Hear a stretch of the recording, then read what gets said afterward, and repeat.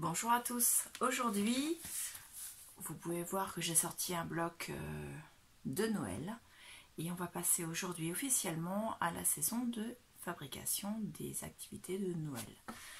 Donc, je vais commencer par le calendrier de l'Avent. J'ai prévu de faire un calendrier de l'Avent en forme de sapin. Donc, on se retrouve juste après la petite présentation.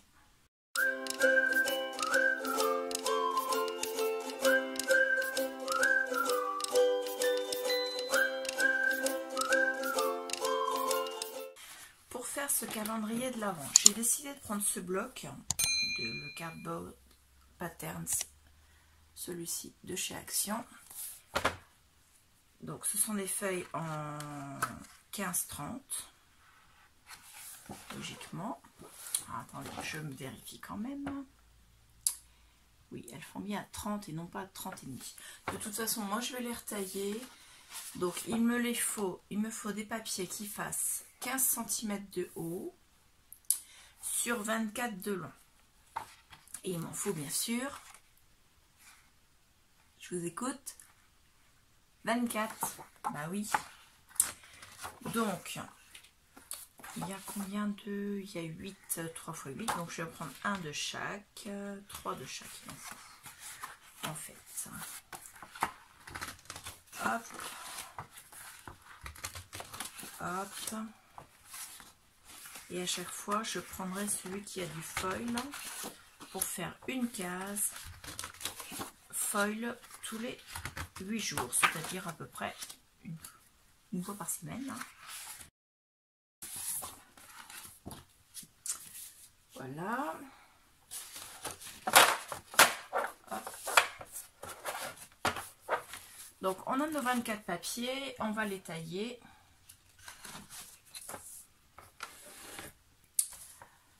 À très exactement 24 cm.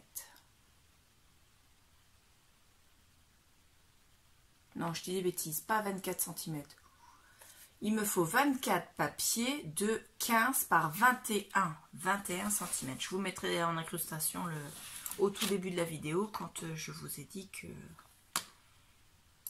Donc on a dit 15, donc on a déjà les 15 en hauteur sur 21 cm.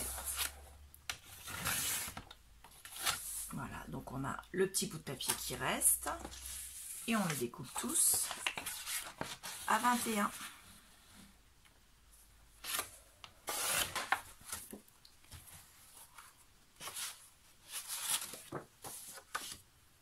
Donc moi je vous fais grâce du découpage de toutes les feuilles, je ferai ça hors caméra et je vous fais voir la création d'une box. Alors, on prend la table de rainurage. On prend le plioir et on va tracer des traits. Alors, les traits, je vais essayer de me décaler, voilà, que vous soyez pile poil. Donc, je vais décaler un peu le trépied pour avoir plus d'espace. Donc, on fait le premier pli pardon, à 1 cm du bord.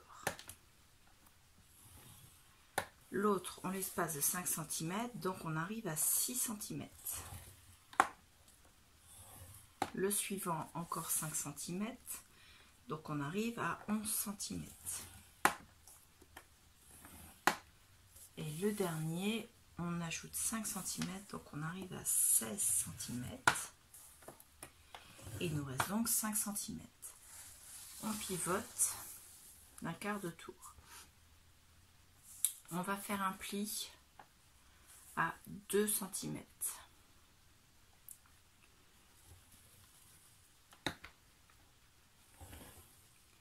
Ensuite, un autre pli à 5 cm plus loin, ça nous met à 7 cm.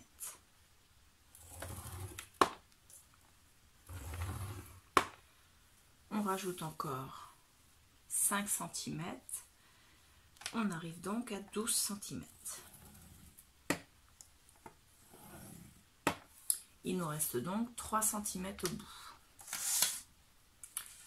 Donc, on va découper certains carrés. Donc moi, je remets le pli de 1 cm sur le côté droit et le pli de 2 cm en haut. je vais garder, je coche les carrés que je garde. D'ailleurs non, je vais faire inverse, comme ça je ne serai pas obligée de les effacer après. Je vais vous marquer d'une croix les carrés que je vais, enfin les morceaux que je vais découper. Donc le petit là, celui-ci, la deuxième colonne je garde tout. Ensuite je découpe celui-là, celui-là, là, là, là, là et le petit dernier ici. Donc je reprends sur la colonne où il y a 1 cm. Je ne garde pas les deux premiers, je ne garde que le troisième, je ne garde pas le dernier. Sur la deuxième colonne qui fait 5 cm, je ne garde pas celui de 2 cm, je ne garde pas celui de 5 cm, mais je garde celui en dessous, le troisième de 5 sur 5, et celui de 3 sur 5. Pareil pour la colonne d'à côté. La troisième colonne, je garde tout, et la colonne d'à côté, pareil que les autres, j'enlève les deux du haut. Donc, je prends une paire de ciseaux. Vous pouvez le faire au massicot, mais moi je le fais au ciseau parce que c'est plus rapide. Donc, hop. Ensuite, on doit enlever toutes celles-là.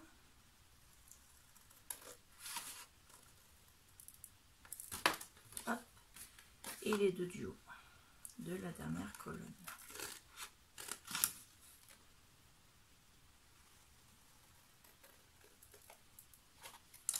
Voilà, les suivantes, moi je les ferai au massicot parce que les lignes seront bien parallèles entre les colonnes en fait. C'est l'avantage. Ensuite, là je vais changer de ciseau, je vais prendre un ciseau de précision. On obtient ça. Donc vous avez les 1 cm qui se trouvent ici. 5 cm, 5 cm, 5 cm et 5 cm. Et sur la hauteur, 3 cm, 5 cm, 5 cm et 2 cm. Ceux de 3 cm, je vais déjà marquer mes plis, comme ça, ça me fera qu'un seul pli à marquer. Voilà. Hop. Alors en marquant les plis, on fait bien attention que ce soit bien aligné. Voilà. Hop. En marquant les plis maintenant, ça permet de ne faire qu'une fois le marquage. Ensuite, je reprends mes ciseaux de précision et je viens découper. Au niveau des carrés qui font 5 sur 3, je les sépare les uns des autres. Donc je ne découpe que cette petite languette là. Les autres restent attachées. Hop. Et hop. Donc j'ai mes 4 languettes qui sont détachées. Et ici sur celle-là, là tout au bout, je vais chercher ma perforatrice d'angle. Donc je vais prendre celle d'Arthos, vous pouvez prendre n'importe quelle perforatrice du moment qu'elle fait les angles. Et je vais perforer celui qui fait 5 cm sur 2, je vais lui faire les angles. De façon à les arrondir un petit peu. Non, j'étais pas au l'angle. Voilà, c'est mieux. Donc voilà, ils sont arrondis. Ce sera le rabat. Donc la boîte, elle va se présenter comme ceci. Comme ceci, comme ceci. Et elle se fermera avec la petite languette ici. On a nos boîtes. Voilà. Là, forcément, comme elle n'est pas collée, elle n'est pas régulière. Voilà. On a notre première boîte. Donc pour la coller, vous allez voir, c'est très simple. Je vais découper simplement également la petite languette de 1 cm un petit peu en biais ici pour qu'elle ne se voit pas au niveau du collage. Toc. Et on va coller. Alors pour coller, moi je prends du double face. Celui-là c'est celui d'Action. Et je viens mettre du double face Donc si vous voulez le faire avant de découper les là, vous pouvez, hein. Moi c'est ce que je ferai après. Vous en mettez tout du long là sur les 3 qui font 5 cm, mais pas sur celle qui est attachée à la petite languette de 1 cm en fait. Donc on en met tout au bout seulement et on va jusque celle-là.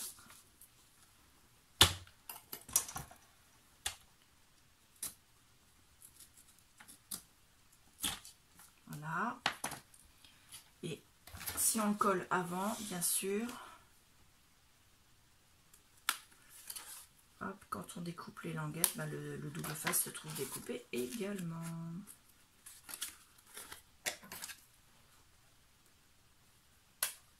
Voilà.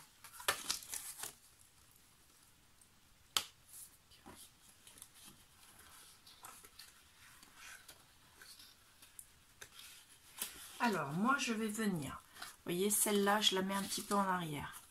Je vais venir coller la 3e sur celle qui n'a pas de double face. Donc, je les colle bien à l'équerre, de façon à respecter les angles de la boîte.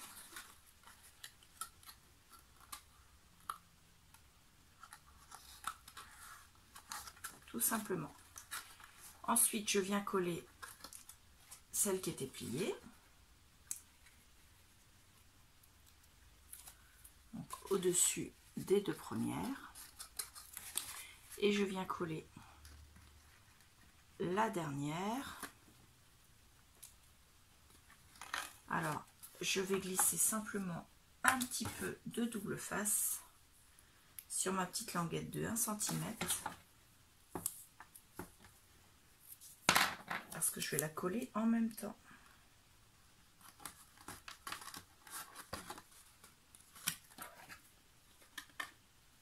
Alors moi j'ai un double face forcément qui est plus large que ma languette.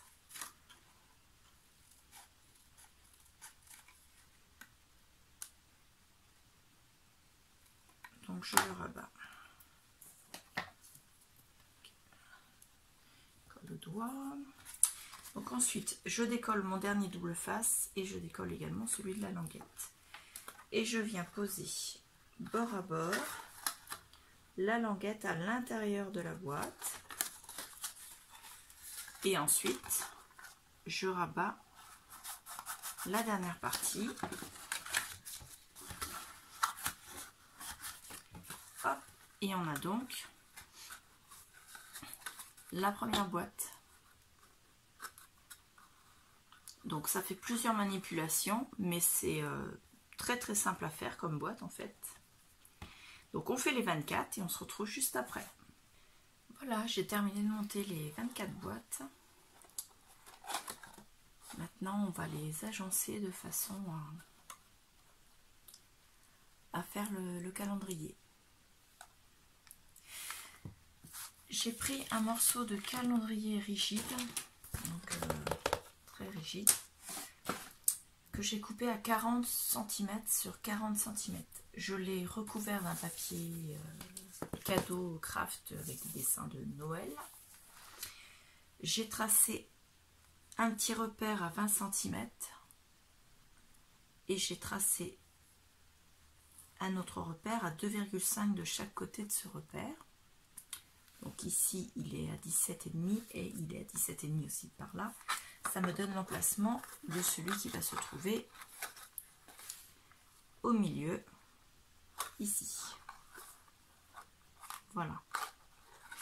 Ensuite, j'ai tracé donc la perpendiculaire ici, la même ici, et j'ai tracé dessus des repères à 5, 10, 15, 20, 25, 30, puisque ce sont des cubes de 5.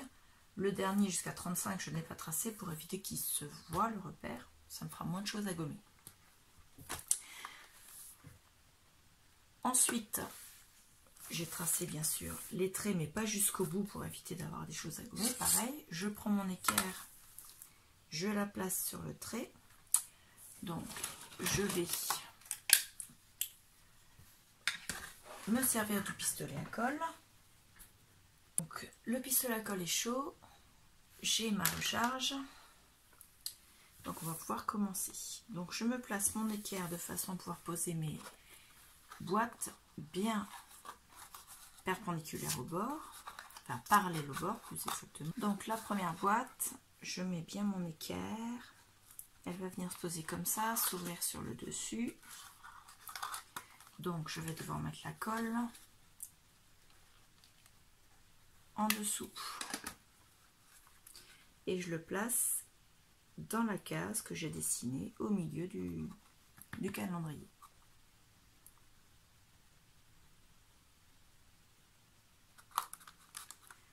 Là, donc il s'ouvre bien, c'est parfait. À côté, je vais mettre un blanc. Bon, il s'ouvre comme ceci, donc on met la colle en dessous.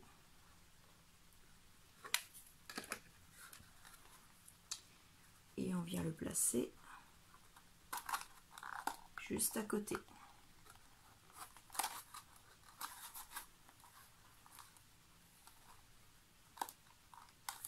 Voilà.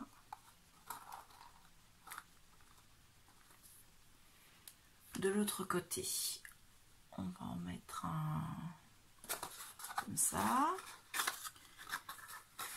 Pareil, la colle en dessous.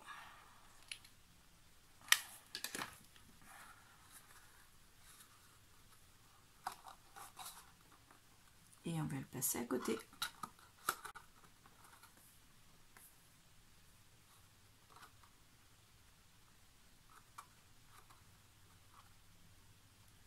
Voilà, on passe à l'étage du dessus. Donc il s'ouvre sur le dessus. On va le mettre ici. Par contre, il faut repérer 2,5 cm.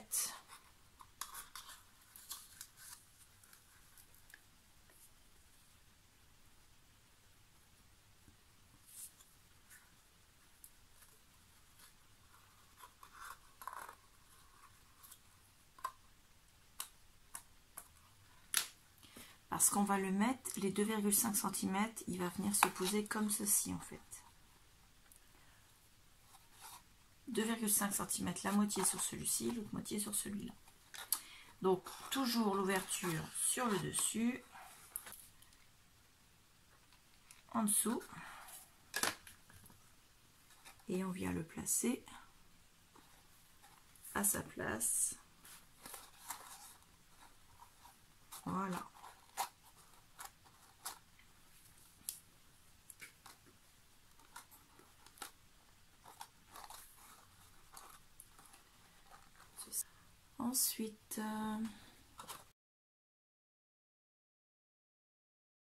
Ensuite, comme ça bouge pas mal, on va s'amuser à mettre un petit point de colle ici.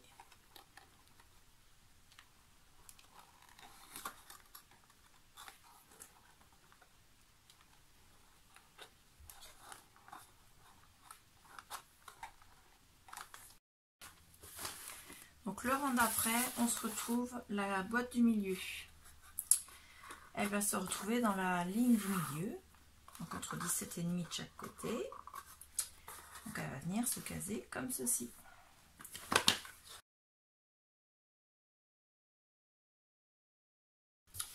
Donc le rang d'après, on va en mettre 4. On va venir se placer comme ceci.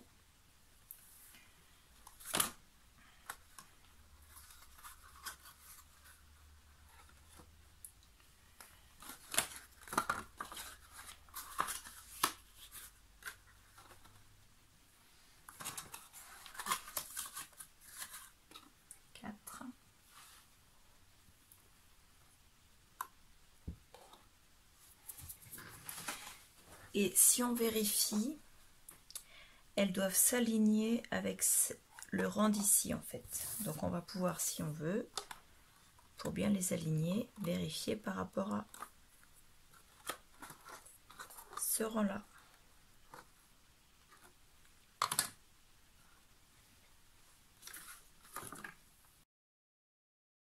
Le rang d'après, on va en poser 3. Et ils sont de nouveau celles du milieu, dans la colonne du milieu qu'on avait tracée au départ. La colonne d'après, il faut les aligner par rapport au rang quinconce. Voilà. Et la dernière boîte vient s'aligner avec la colonne du milieu. Ici. Donc, on a ceci qui représente un... Alors, attendez, est-ce que vous allez le voir? Ça représente un sapin en fait. Après, il ne reste plus qu'à faire les décorations. Et à poser les numéros bien sûr sur les cases. Je vais faire ça juste après. Donc, j'ai pris des petits morceaux de ruban qui font chacun 5 cm. Je vais les plier en deux. Donc moi j'ai déjà fixé tous les autres. Il me reste un fixé avec vous. Je le plie donc en deux. Et parce que je vois le côté facile et que mon calendrier n'est pas prévu pour un tout petit, au lieu de le coller, je vais simplement l'agrafer. Voilà. Donc je mets l'agrafe sur la petite languette qui rentre à l'intérieur et le ruban en fait il reste debout comme ça. Donc au final le calendrier, une fois toutes les languettes mises, il est comme ça. Alors, vous n'allez pas le voir forcément. Voilà, avec toutes ces languettes. Donc pour attraper après c'est facile, on attrape.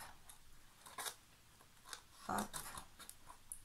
Ils sont vraiment plus accessibles que quand il n'y avait pas de languettes. Il fallait vraiment au risque d'abîmer les couvercles.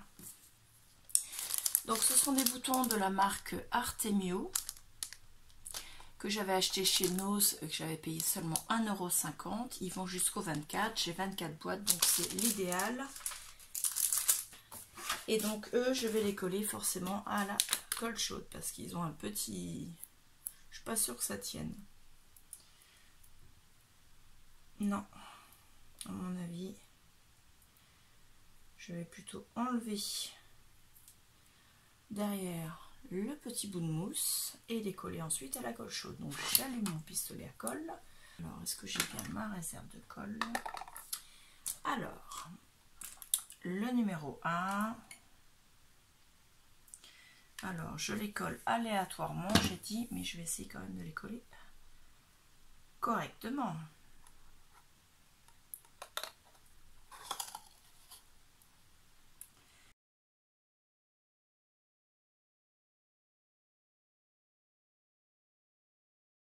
Voilà, j'ai terminé de coller mes petits numéros, enfin mes numéros, parce qu'ils ne sont pas des petits numéros. Je les ai mis de façon aléatoire. J'ai pas fait attention aux couleurs, mais je me rends compte que j'ai plusieurs fois des couleurs qui sont identiques, qui sont côte à côte.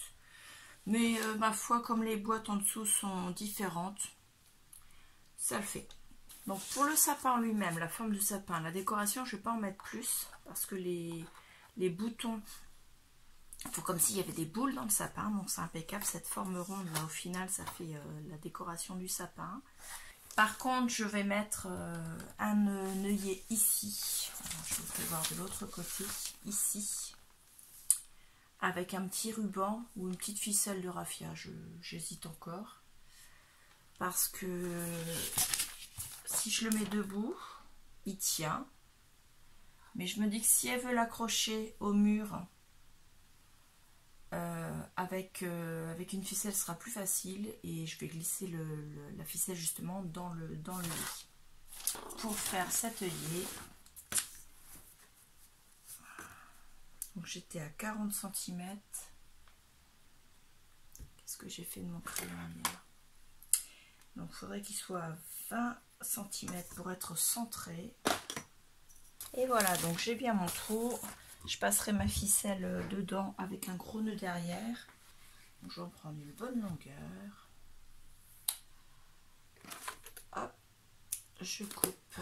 je l'arrange.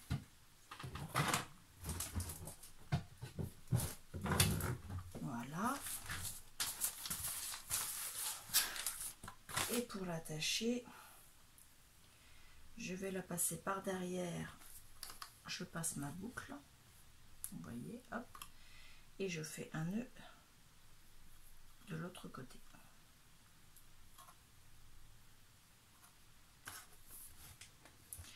Alors, est-ce que je laisse? Ouais, comme ça me plaît bien. Donc, maintenant que j'ai fait le nœud, j'en fais un autre que je glisse au même niveau. Voilà, comme ça c'est maintenu. Et pour éviter qu'elle glisse de par là, je vais en faire un.